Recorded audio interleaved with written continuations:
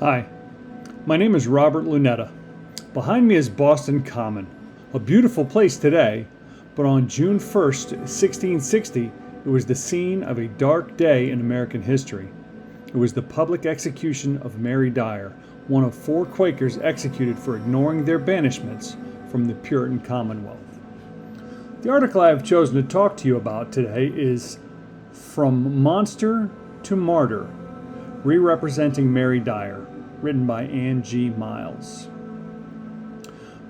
Myles begins the article with the struggle for religious freedom in the Massachusetts Bay Colony in the 1600s, and the battle between the Puritans, who controlled the colony, and the Quakers, who were not welcome there.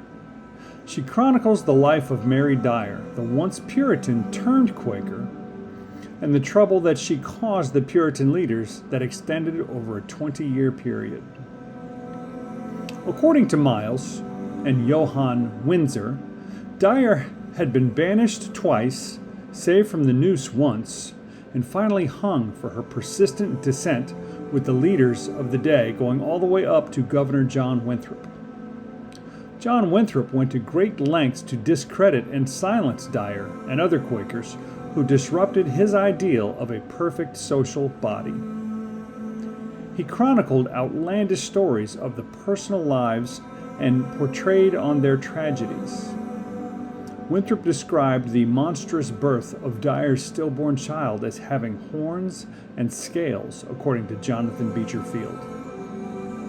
Myles ascertains that little attention has been paid to Dyer, who was executed as a monster, which resulted in her martyrdom.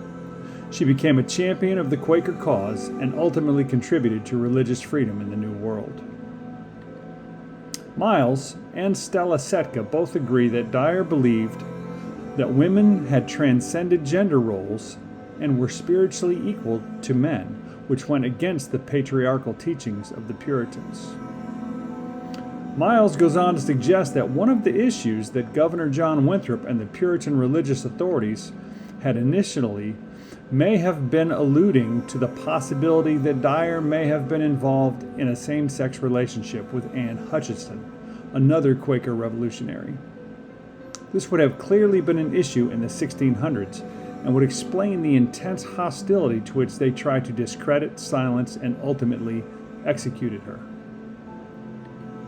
There is much more to research that needs to be conducted on the life of Mary Dyer. In Boston Common, there is a tribute to her that does not tell the whole story of her life or death and simply reads, Mary Dyer, Quaker, witness for religious freedom, hanged on Boston Common, 1660. She was quoted as saying, "My life not availeth me in comparison to the liberty of the truth."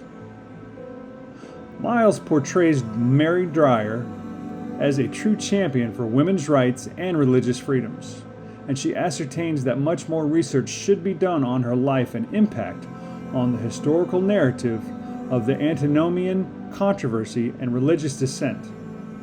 I agree with the conclusions that Myles has put forth on the amazing story of the re-represented Mary Dyer. Thank you for your time.